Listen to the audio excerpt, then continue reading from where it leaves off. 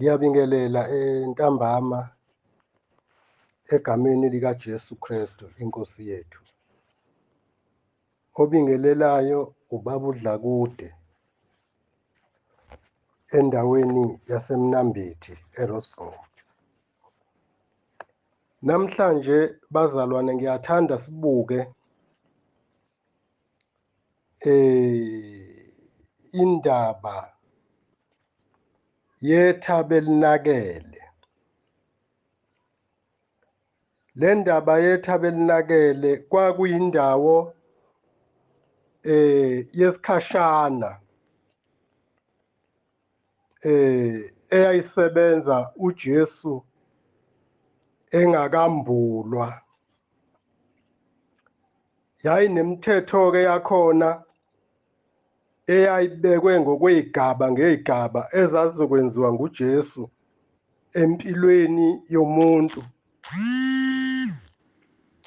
Manje-ke uma sibuka abazalwane indaba yeThabelinakele sithola ukuthi lakhiwe ngendlela uMose ayidirect-thwe ngakhona, ngoba kubalulekile ukuthi into uNkulunkulu akunike yona uyenze njengalokhu ekumtshelile ukuthi yenze kanjani wena otsheliwe. Manje-ke walakha lase liba nesango lokuqala kuthiwa yisango legceke, libizwa kanjalo yisango legceke. Leli sango umpristi wayengena ngalo. Uma engena ngaleli sango legceke athi ukuthatha igxathu nje ukuya phambili eduze afice lapho i-althari leminikelo eyayishiswa. Mhlawumbe-ke njengoba ubona nje sisasele kangaka ey'mbuzini zingena lapho-ke zona, ngoba abantu babethu uma befika befuna ukungena ngaphakathi endaweni engcwele ngcwele, kodwa babenikela ngesilwana, bakhulume zonke izono zabo phezu kwesilwane kodwa singadliwa, bese siqhutshwa sihambiswe indawende siweza umfula ukuze singakwazi sibuye benenkolelo yokuthi sithwele izono zabo bebevuma kuso. Ngakho-ke zashiswa lezo zono, abanye babesishisa leso silwana bese kuthi intuthu yephunga laso malikhuphukela phezulu, uNkulunkulu wayazi ukuthi kunabantu okade bevuma izono zabo. Bese-ke beqhubeka-ke sebewushisile lo mnikelo oliphunga oyotshela uNkulunkulu ukuthi kunabantu abavuma izono. Uma bethatha igxathu bazalwane beya ngaphambili beqhubeka beyongena emnyango besuka esangweni, njengoba uyawubona abantu besintu bebeka indishi yamanzi nomswane esangweni okungenwa ngalo egcekeni lakhona uma kukade kuyongcwatshwa, bese bebeka-ke leyo ndishi-ke yokugeza izandla. Bona bayithathe la, kodwa lapha kwakungagezi bona abantu ababebuya ukuyongcwaba, kwakusuke kugeza abantu abafanele ukuyohlangana noNkulunkulu, ngoba belokhu begeza nje bazalwane beqhubeka beya phambili bafuna ukuyongena endaweni engcwele ngcwele. Kodwa lo mpristi ohamba enza lezi zinto uhamba evuma izono zakhe, ahamba yogeza laphaya ukuze mengena la ngaphakathi njengoba ehamba nje uboshwe ngamaketango ukuthi mengena ngaphakathi kungenzeka afike afe, uNkulunkulu ambulale. mabemzwe ngasanyakazi babemdonsa ngawo amaketango bona bengaphandle kwesango. Manje-ke mefika kulomcengezi wendishana le, ufika-ke ageza izandla, azigezeke manje izandla, uzama ukuhlambuluka, uzama ukuhlambulula, uzama ukuvuma, wenza yonke into, uyazihlanza, abese yongena-ke manje emnyangweni ongenayo, ongena e-althari futhi. Uma sengena kule ndawo usefica ngaphakathi, ufica uthi lwezibani eziyisikhombisa. Ngapha eceleni kwakhona kunetafula lesinkwa sokubukwa. Kodwa uma engena lapha emnyango, uJesu ufika asusa imbuzi okwakungenwa ngayo uma abantu bevuma izono, athi uJesu yimi esengime esikhundleni sembuzi, yimina esengingumnikelo. Imbuzi wayisusa, ayisahlatshwa imbuzi, futhi yayingahlatshelwa khona ukuxolisela abantu asebafa, yayixoliselwa abantu abasezonweni. Yebo-ke izwi lenkosi lithi uma uhlezi ezonweni lithi uhlezi ekufeni. Uma efika lapha uJesu eqeda lo mnikelo wembuzi, uthi yimina umnikelo othandekayo. Mese ngena lapha ngaphakathi, esezongena manje endaweni engcwele ngcwele. Uyabona mefika ke siqale la, uma efika la kunothi khona ley'bani eziyisikhombisa. Ulalele nje kahle, kodwa ngiyathanda ngoba ukhona nobaba uPhasiya, sengimfundile ukuthi njoba nje ngisho kanje uzonilethela wonke lamavesi engikhuluma ngawo, uyawazi. Manje-ke mefika laphaya bafica uthi lwezibani eziyisikhombisa. Mayifika lapho uJesu uthi mina ngiyikukhanya, ngiyikukhanya kwezwe. Uthi ongilandelayo ngeke asahambe ebumnyameni. Wayengasho ukuthi ayikhanyiswe makukhonzwa, kodwa wayiqeda wathi mina sengiyikukhanya kwezwe, ongilandelayo ngeke asahambe ebumnyameni naphakade. Esusa ibani, esusa amakhandlela ayisikhombisa, ewalahla le, wathi mina sengiyikukhanya kwezwe. Osekukusalele mntakababa ukuthi wena uthathe uJesu oyikukhanya kwezwe, awusewadinga amakhandlela, asiwadingi noma sesihambile emhlabeni, asiwadingi noma sesilele.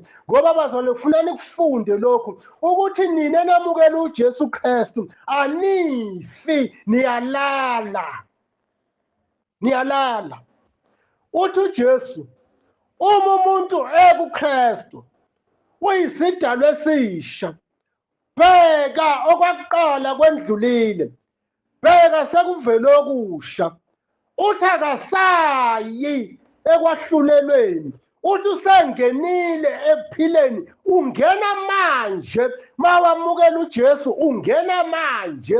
Into eyenzeka kuwe mawuphuma emzimbeni usubuyela ekhaya, uyalala, awufi. Ukufa kuyoba ukufa lokhu kokuphonsa abantu esihogweni, okungikufa kokugcina. Manje-ke thina bazalwane samukela uJesu, samukela ukukhanya kwezwe. Bese-ke umpristi aqhubekele lapha okunetafula khona lesinkwa sokubukwa. Leso sinkwa sokuthi nje abantu basibuke nje. Mayefika kuso uJesu, ufika uyasithatha lesi sinkwa, uyasigoqonga, usijikijela le. Uthi mina Jesu ngiyisinkwa sokuphila, odle mina kasoze afa naphakade. uJesu uphenduka uba yisinkwa. Haleluya. kanti lesikhathi esuke alithali kade eshisa umnikelo endlulela emcengezini onamanzi, ufike washintsha lawo manzi wawenza izwi, wathi ma ungamukela, wathi nina senigezekile ngezwi engilikhulume kini, amanzi amele izwi. Ma uthatha ulizwi ubusuqonda emnyango usuyongena ufike uJesu ulizwi laphakade, ungene ngoJesu, ufike ngapha ube ukukhanya, afike ngapha abe yisinkwa, aqhubekele phambili alithali lokushiswa. Uma efika kulelo alithali elalisesangweni emnyango wendawo engcwele ngcwele, afika aqede lelo alithali manje abesethi mina Jesu ngiyiphunga elimnandi elemukelekayo kuNkulunkulu. Kusho ukuthi uyena osengumnikelo, oseyiphunga elimnandi, esusa iy'nkuleko, esusa iy'mbuzi ezibeke eceleni. Asangeni ngembuzi, usungayihlaba uma uthanda, ungawavuma amandla kaJesu, kodwa yena ufike wasusa lowo mcengezi, wathi mina ngilizwi. Ma efika lapha emnyango wafike wasusa imbuzi, wathi mina engiyisango, wathi uma umuntu engene ngami, wathi ungena afumane idlelo, ma efumane idlelo ungena aphume, akangena ahlale, ungena aphume afumane idlelo. Kusho ukuthi uma ungena uyaphumela ngale bese ufumana idlelo. Abese eqhubeka aqhubekele lapho kunesihenqo khona esasivalile, sivalele umphongolo wesivumelwano owawumele ubuNkulunkulu. Kuleyo ndawo kwakungangeni noma ubani, ngoba leyo ndawo yayinomphongolo wesivumelwano owawumele uNkulunkulu. Uma sebefika lapho kulowo mnyango wesihenqo, mayefika nje uJesu eqeda ukuthi mina ngiliphunga elimnandi elemukelekayo uNkulunkulu, uma sefika lithi iBhayibheli isihenqo sathi uma simbona nje, lithi iBhayibheli sadabuka. Uma siqeda wathi uJesu kufeziwe, sonke bazalwane sesiyayingenela endaweni engcwele ngcwele, kodwa singangenanga ngoJesu, singena bazalwane sivumile izono, singene bazalwane ngoJesu, singene ngaye endaweni engcwele ngcwele, sihlangane nobuNkulunkulu, sihlanganiswa nguJesu. Uma kudabuka isihonqo uthi uJesu kufeziwe, uthi sekuphelele, uthi sekufeziwe. Haleluya. Sasingena emphongolweni wesivumelwano esinobuNkulunkulu. Uma sihamba bazalwane, asisenankinga yey'mbuzi noma ondlule emhlabeni ulala, asikho isidingo sokungeniswa ngembuzi ekhaya lakho, ngoba wena wamukela uJesu, wamukela iphunga, awusafuni ukungena ekhaya. Into ezongena ekhaya inhlabathi elithi iBhayibheli iyobuyela emhlabathini njengalokho yathathathwa kuwo. Wena uphuma straight ubheke ekhaya ngoba wamukela umuntu oyazi indlela. Awuhambi nembuzi, wathola umuntu othi mina ngiyisango, othi ma ungena ngami uyangena uphume ufumane idlelo. Ayibonge inkosi bazalwane. Yilokho nje besinakho namhlanje ukuthi ake sichaze le ndaba yokuthi abantu baze balulwe kangaka nezimbuzi. Eqinisweni anibake niyibheke le nto bazalwane. Uma ushonele ekhaya, wehlukanele ekhaya nomzimba, ayikho imbuzi ehlatshwayo ukukukhipha ikusemakhazeni. Indaba iba mase ubuyiswe esibhedlela la ushonele khona, kuhamba abantu nehlahla bayobhula umbhedo obulele kuwo, bakubuyise manje mawufika ekhaya sebekulinde ngembuzo ongakhishwanga ngayo, sebeqosheme, sebevoshoka, sebehlonipha, sebekhuluma nembuzi. Cha bazalwane, thina sehlukana ney'mbuzi, sehlukaniswa igama likaJesu. uJesu zonke lezi zinto wayigoqonga wazenza njengephilisi le-AIDS, lona elaliyisiwohlo samaphilisi, kodwa kwafika ukuthi akube yiphilisi elilodwa. Kwathi konke amavithamini ayefakwa ahlanganiswa aba yiphilisi elilodwa. Namanje zonke lezi zinto ezayihamba ibekwa zahlanganiswa kuJesu zaba ngumuntu oyedwa. Kudinga wena wamukela uJesu kanjengoba kudinga wena wamukela iphilisi, bese ukholwa ukuthi leli philisi liyikho konke. Namanje ngoba wemukela uJesu, kholwa wena ukuthi njengoba umukela uJesu wemukela umuntu oyikho konke empilweni yakho. Bengiveza nje ukuthi indaba yamanzi abekwe esangweni ayingabekelwa abantu ababuye kuyongcwaba, kodwa ayebekelwa abantu abafanele bayihlambulule uma bephikelele e-alithali, bephikelele ethabelakele, ngoba kwakunendawo eyayinomphongolo wesivumelwano owawumele ubuNkulunkulu. Lo mphongolo bazalwane wawuthi mawuthwelwe ngabafundisi ababengcwele babekhethwa. Umphongolo wawungathwalwa noma ubani, babekhethwa abantu beqeqeshwa besaziwa bephila ubungcwele, ngoba babethi uma bebeka iy'nyawo zabo emanzini bethwele lo mphongolo, amanzi ayenqamuka avuleke bakwazi ukuwela bewuthwele. Manje uma uthwele lo mphongolo uthathwe wafaka kuwe, ujabule malangabini omlilo angakwenzi lutho ngoba uthwele lo mphongolo. Noma bebeka imithi bethi bakubekela imbhulelo uyanyathela ngegama likaJesu ngoba uhlangane nalo mphongolo, uqhasha imithi, uqhasha amabhodlela, uzwakala ukuthi ububekelwe, kugcine kuthiwa wena umthakathi ngoba uthola umphongolo owenziwe wayiphilisi elilodwa, usuluthatha usuhlala kuwe. Uma unyathela amanzi, amanzi ehlukane phakathi ngoba bona ubuNkulunkulu empilweni yakho, kodwa isitha sifaka ubuthakathaka ukuze ungahlonishwa lutho ngoba umphongolo uyaqhela kuwe. Uma umuntu wemzindla emibi, umuntu wemkhuba, umuntu ojolayo, uyabaleka umphongolo. Hayi bazalwane, babethi uma bewuthwala, lithi iBhayibheli mabona befaka kuqala kuthiwe ibona okufuneka bafake kuqala iy'nyawo.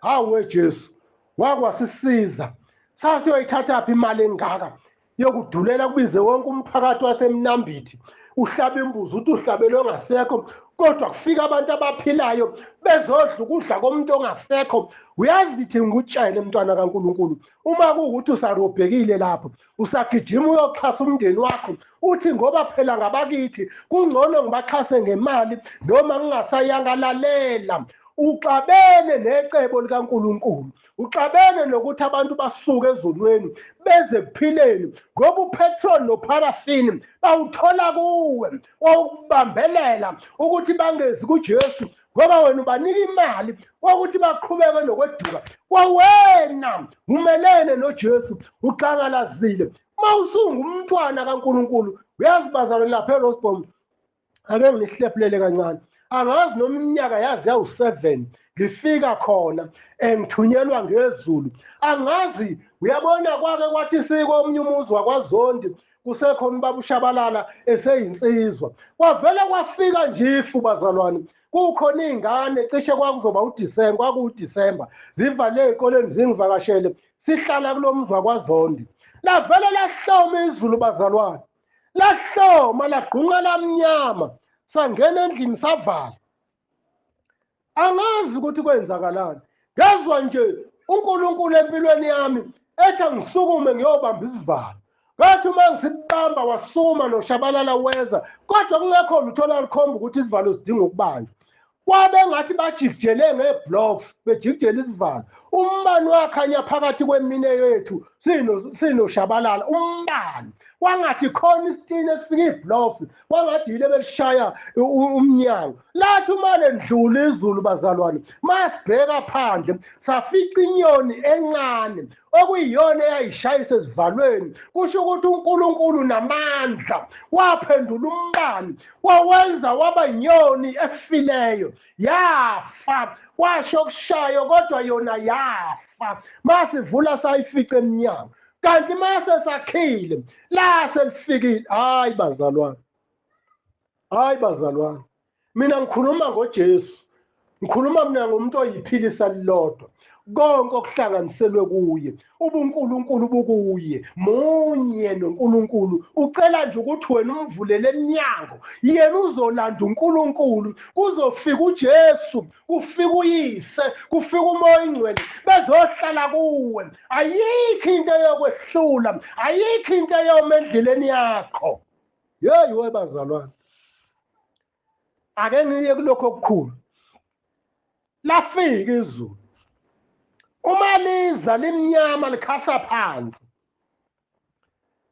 bese kuba nenkomo eziqoqana ngaphansi uma iqoqana lezi inkomo zime nje straight esangweni zibeningi lifike bese kufika kimi ukuthi angiphume ngiyosusa nazi inkomo ngoba zizongena ngaphakathi uma ngithi nje ngizama ukuphuma egcekeni kube khona umuntu ongathi ungidonsa kabuhlungu ngemuva ngidonse angibuyise ngingene endlini ngathi uma ngingena ekamereni lami ngijika ngiqondana newindi lasha umbano obandayo ovuthuka inhlabathi ngathi uma ngiyoma ewindini ngilunguza inkomo lawuphinda lithe mali uphinda ngabona inkomo zindize emoyeni ebezingezansi kwesango zizowela ngenhla kwesango ezimbili zafa kwathi ngezansi kwafa ezimbili kusho ukuthi kwangenhla kwangezansi kwafa 2 ngezansi kwesango kwafa 2 ngenhla kwesango ngesikhathi esisodwa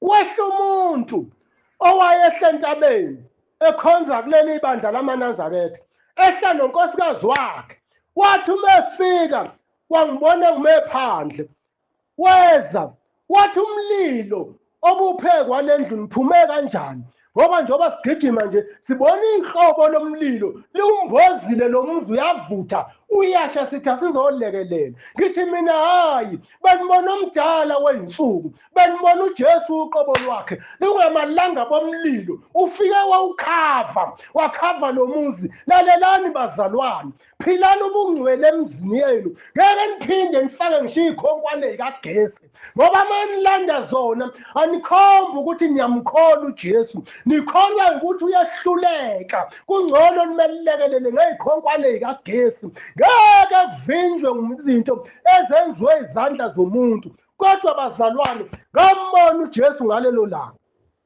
hayi ngambona wafika inkomo eziwu4 ngosuku olulodwa uNkulunkulu wamazulu uJesu esefike wanjengempondo zenyathi phezu komzi asinikeza wona yebazalwane uyasibiyela singalala thina singaboni kodwa makufika izinto uphenduka bengumlilo kwathi kufika igebengu ezayithunywe ngabantu zihamba ngemonto emhlophe zahamba bazalwane zahlangana nomnye umzalwane wakwasiza abantu zafike zamtshena zathi lo baba esihlale simuze ekhuluma la emsakazweni uyathakatha sithe masifika emzini wakhe safika egadwe ngamasotsha ephethe inhlokosela yeyibhamu lalelani bazalwane ngaphuma ngababona begqoka amavesti amhlophe bahlehla ngoba izwi lenkosi lithi umuntu uma ngabe yedwa uphenduka beyinkulungwane kusho ukuthi bathi mabengibona bangibona ngingamasotsha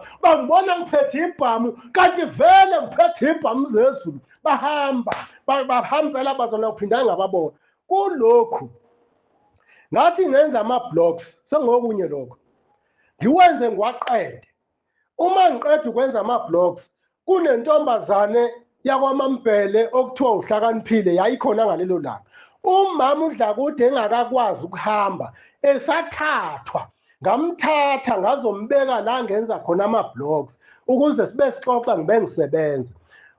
Lalibalele bazalwane, kwaba khona nje ife elilodwa ngabatshena ngathi kodwa lelifu emzimbeni wami lingitshela enye into. Bathi hhayi lilodwa. Lalelani-ke bangcwele, kuthe mase ngiqeda ngathatha iy'folomo ebengenza ngazo ngayifaka emanzini ukuba ngizothi uma ngibuya ngiyigeze, kanti izosala iy'geza le ntombazane yakwaMaMbhele. Mina ngingene ethoyilethi la seliqhumile laqhuma ngingene ethoyilethi lelofu. Lalelani bazalwane, lamthatha umama lo wakithi wangena phakathi ekhishini esuka bayazi abazalwane lapho engangenzela khona ama-blogs. Wamcaphuna wangena phakathi ekhishini waphuma uthabile ekhala ememeza mina ecabanga ukuthi nami kukhona umbane ongenze khona. Wadraya wonke umuzi hambe engimemeza kanti mina ngisethoyilethi. Uma ngiphuma ngithi kwenze njani, uthi umama useshaywe yizulu usefile. Ayibonge Nkosi. Uma bazalwane ngingena endlini eqondile khihliza amagweba amhlophe, ngimandlule ngiyoyihlalela phezu kombhede, kungabi khona nento eyodwa ethi akube khona into engimenza yona. Ngoba lithe maliduma bazalwane, ngafunda ukuthi no, akuwona umbane omthathe wambekana, kodwa uNkulunkulu ushintsha umbane wayisandla sakhe wamthatha wayombeka endlini waseliphela njalo izulu. Lalelani bazalwane, uNkulunkulu wethu esimkhonza njalo uma thina sime kahle sikhuluma lokhu akufunayo uyasibiyela bazalwane. Kulona iculo ngimbonile ikhathi eziwu-7 lifika izulu lenza yonke imilingo yalo. Ngelinye ilanga lathatha yena uthabile lo lamthatha waqonda, ngase ngithi nje akawulala phezu kombhede wami athula athi du.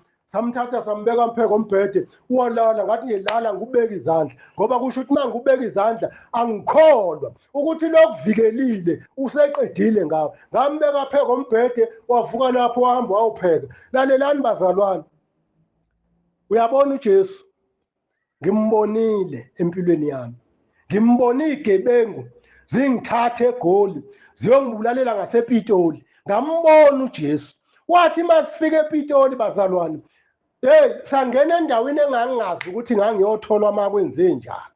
Zihamba ngo-BM omnyama. Zathi uma ifika zathi angiphume zathi hey lethani leyo nja lapho. Omunye ungikhombe ngesibhamu usibeke esiphongweni, omunye ubeka ummenze ngapha ngemva esiphundu, lo munye ulapho kunomsaho khona we-stop nonsense, kanti ngale kunomhosha omkhulu la benquma khona abantu babaphonse khona. Kwathiwa lethani leyo nja. Ngase ngiyacela ngathi ngicela ukuthi ninginike ithuba lokuthi-ke ngifone bazalwane. Wangiqongqotha lo munye wangithuka wathi uzofona ngani ngoba nayo ifoni yakho sesiyithathile, kanti nangempela isingakubona kodwa ngazi ukuthi kanjani. Wayesekhuluma uJesu ngaphakathi umoya oyingcwele ngoba kumina engangikhuluma. Wakhuluma wabhonga ngamuzwa ukuthi ukhuluma unenkani kamoya, unenkani yokunqoba, unenkani yasezulwini. Wathi mina ngisho lo doti eniwuphethe ngikhuluma mina ngefoni engizothi uma ngifona manje le ngizomfonela uzotheleka manje la. Bathi fona sibone, ngathi valana amehlo, bathi ngeke sivaliswe ngudoti, ngathi ngibukeni. Webazalwane, linye igama elinikezwe ebantwini akulona elikaJehova, linye igama elinikezwe ebantwini. Ubona unganqobi nje ubiza igama elinikwa abantu ukuthi bayosinda ngalo, libele ngelikaJehova. Linye igama uNkulunkulu alendlulisele ebantwini wathi bayosindiswa ngalo, igama likaJesu. Webazalwane, ngalibiza. Ngagcina mina bangcwele ngithi ngegama likaJesu angiphindange ngazazi. Wayithumba ingqondo uNkulunkulu, ngaphaphama sekuphela i-hour. Ngathi uma ngithi amen ngangijuluke ngimanzi ngathi ishethi lami kade nginetha. Ngathi uma ngithi amen kwakungena iy'nkunzimalanga zey'moto ezangena ngesishingishane. ngathi uma ngithi sekungamaphoyisa ngempela esengikhombe ngezibhamu ethi wesigebengu, ngathi nalaba bangilethela basho lento enishoyo. Lathi lele linye hayi litshena lana manje, lathi umuntu obezobulawa lo ngulo. Lathi lele linye webaba, uyinyanga yini unhloboni yomuntu? Ngathi mina hayi nginenyanga engathwali ikhwama, inyanga yami ikhona, nguJesu igama lakhe. Ngithe mangimfonela walanda nini emgwaqeni waniletha. Bathi ngempela besikade sizofunani la, bathi woza sikukhombise. Bayangikhombisa umhosha omkhulu, sekwasahwa istop nonsense. Wathi izolo phambi kwayizolo, wathi bezizokhipha umlungu obebulawe la, wephucwa imoto, wephucwa yonke into, wabulawa waphonswa la. Wathi siyamangala ukuthi usinde kanjani. Ngathi ngegama likaJesu bangithatha bazalwane, baya nami eJohn Foster, kwathathwa iy'moto lezi ngoba iy'gebengu ngisathandaza nje angazi zabonani, zabaleka zashiya iy'moto, zathathwa iy'moto zaya eJohn Foster. Athi amaphoyisa webaba vula icala. Ngathi mina ngeke ngilivule, seliyongehlula ngoba usefikile ebengimbhalele ngimfonele, wafike walithetha icala. Akusekho manje kufanele ngikwenze ngoba umphefumulo wami usahleze enyameni, ngiphilisiwe. Ufikile walithetha. Ngiyafakaza nje bazalwane ukuthi kudala ngiwabona lamandla, kudala kuningi engingakusho ngalamandla. Sathi sise Orange Farm kumemvuselelo, abefundisi bahamba bayohlangana ukuthi bazozoshaya udlakude, bazozomdubula bashisa ithende. Kwafika oyedwa wakhona wesimame, wathi baqedene abefundisi emhlanganweni. Ngathi bekwenze njani? Wathi besikhuluma ngawe. Wathi abashayananga ngoba uNkulunkulu wethu uthi ngisho emhlanganweni wababi uyahamba yoma ayokwahlulela emhlanganweni wababi. Wena okwakho phila impilo engcwele, kholwa, bese wenza show ukuthi usebenza njengalokhu okuthumile eshilo, ukuze noma uhlangana nezimpi ezofika azoxazulula, noma ngawuhlangana naluphi uhlobo lwezimpi, uyafika lo nkulunkulu wethu. Uyazi ukuthi bazalwane ngimcobelela iphilisi lokuthi lalela webaba, lalela wemama, lalela wemuntu omusha. Yima kahle wena nje, yima kahle. Ivangeli lakho akungabi yihangeli, akube yivangeli bazalwane elehlukanisa umuntu nobufebe nezolo. Akube yivangeli bazalwane elimshintshayo umuntu. Ngeke ubuzwe ubumnandi bale ndaba uma usasheba. Kukhona okufanele kusale, khona okufanele uhlukane nakho, khona okufanele uphume kukho. Hayi ngoba usakhipitile ulibele ukuthi uyakholwa wakhipita, ungashadanga, ungashadiswanga muntu. Lalela mntwana kaNkulunkulu, ubona izimpi zikwehlula nje, buyele ekhaya ulethe ngokusemthethweni kulo mzohlala kuwo. Ngoba usuthola ivangeli, uthola umayekisa, uthola umuntu okhipha amakhosikazi emadodeni abantu, uthola umuntu okhipha amadoda emakhosikazi nabantu abuyele ey'nganeni zawo. Ngikhuluma mina ngoJesu bazalwane, hayi mina ngikhuluma ngoJesu. Ngikhuluma ngomuntu owafika kimi, ngayeka utshwala, ngayeka ubufebe, ngayeka insango. Umefika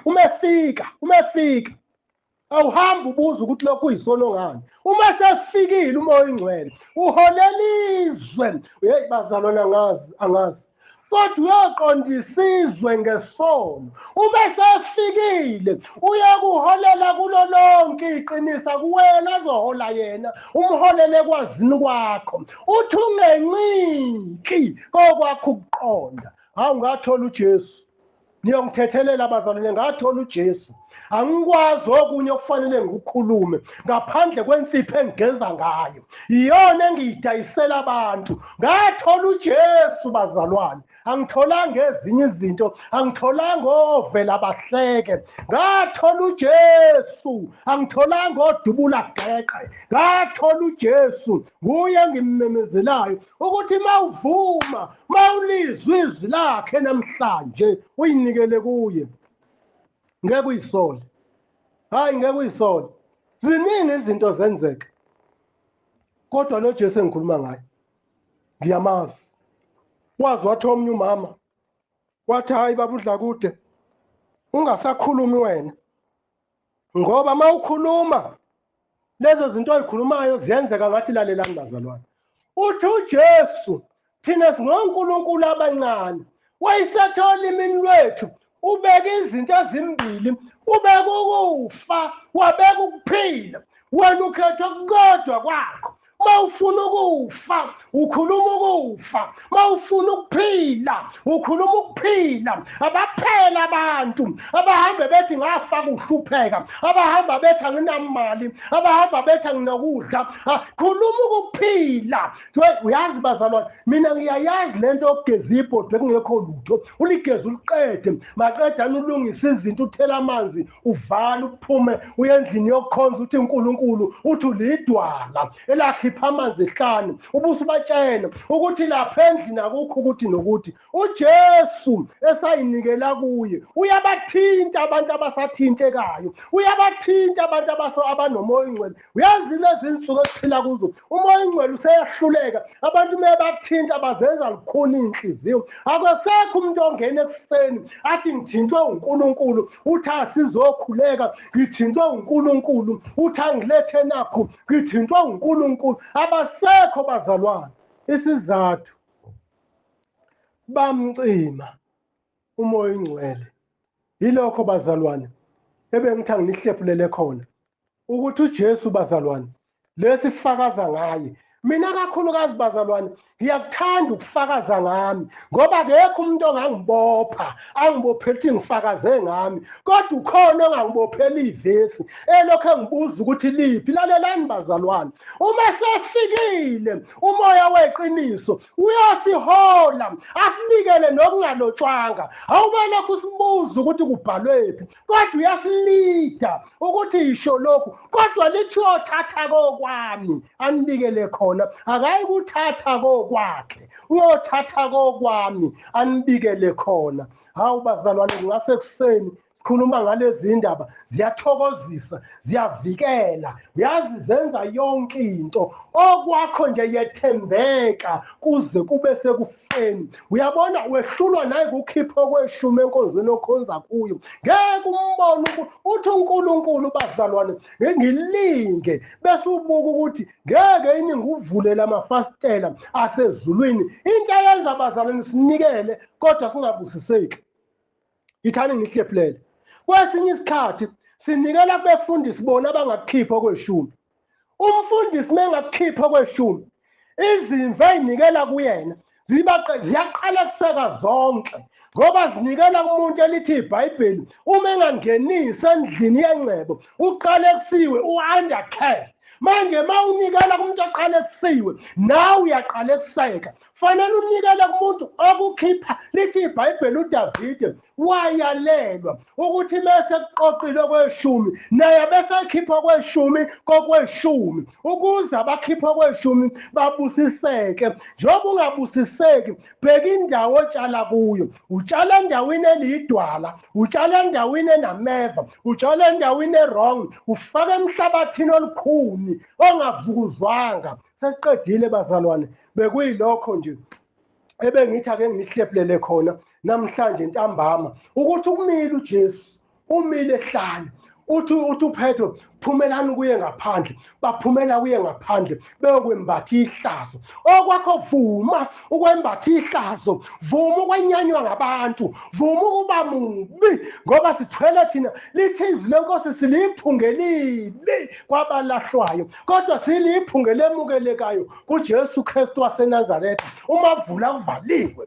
Siyabonga Baba wethu ongcwele, siyabonga Nkosi uJesu namhlanje ntambama. Nampa abantwana bakho bafundisa ukukholwa, ngoba ngaphandle kokukholwa akwenzeki ukumthokozisa uNkulunkulu. Baba wethu ongcwele, siyabonga ebusuku. Biyela le ndawo esihlala kuyo, biyela iSouth Africa yonke. Nanti ukhetho luza. Nkulunkulu wethu ongcwele, abantwana bakho baphila kule ndawo. Uthe wena ukhulekela ukuthi basuswe, wathi kodwa ukhulekela ukuthi bagcinwe bekule ndawo. Baba wethu ongcwele, siyakhuleka namhlanje ebusuku. Nampa abantwana bakho bafundisa ukulalela izwi lakho, bafundisa ukumlalela umoya ongcwele, angathi mekhuluma nabo bamcime. Nkulunkulu wethu, siyabonga amandla osenzela wona usuku nosuku. Wethembekile, uyaphila, uyikho konke, sayinikela kuwe, sashiya konke sakulandela. Uthe wena ngekho umuntu ongadela yonke into, ongeke wamukelisa ukuphila okuphakade.